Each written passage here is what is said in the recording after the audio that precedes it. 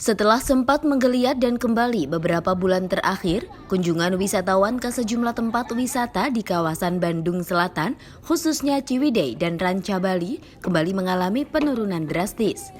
Hal ini terjadi setelah pemerintah pusat menetapkan PPKM level 3 di wilayah Bandung Raya dan adanya penyekatan kendaraan ganjil genap di sejumlah ruas jalan utama pintu masuk ke Kabupaten Bandung.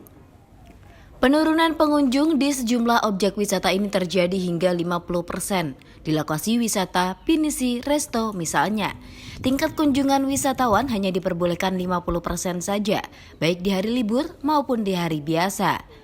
Kunjungan saat pembatasan tersebut pun bahkan tidak pernah optimal apabila tengah diberlakukan PPKM seperti saat ini. Hal serupa juga dialami oleh objek wisata alam Kawah Putih. Pihaknya kini hanya memperbolehkan kunjungan sebanyak 25% saja. Menurut site manajer Kawah Putih Ari Kurniawan, meski maksimal diperbolehkan sebanyak 25%, namun setelah diberlakukan kembali PPKM level 3 ini, tingkat kunjungan yang bisa dioptimalkan hanya 15% hingga 20% saja. Itu pun didominasi wisatawan lokal Bandung Raya. Lakukan lagi PPKM level 3 ya Kang ya. Kabupaten Bandung aglomerasi nih, dampak ke wisata Kawah Putih sendiri seperti apa sih?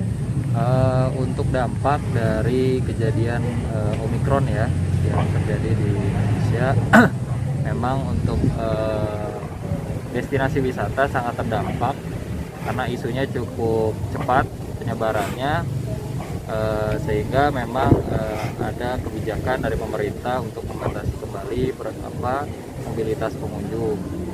Nah, yang terdampak di wisata Kawah Putih khususnya memang dari kapasitas yang diperbolehkan 25% itu biasanya kita sampai ke 25%-nya, tapi sekarang bahkan menurun seperti itu. Tak hanya mempengaruhi pada tingkat kunjungan wisata, penetapan PPKM level 3 Bandung Raya juga mempengaruhi pada okupansi penginapan. Di Glamping Lakeside, meski sudah menyiasati dengan memberikan diskon hingga 50%, namun banyak tamu yang memilih untuk mengubah jadwal, bahkan membatalkan pesanan mereka. Sama halnya seperti di Eco Park Curug Tilu yang juga menyediakan sejumlah kamar tenda permanen meski sudah diyakinkan dengan protokol kesehatan yang ketat oleh pengelola.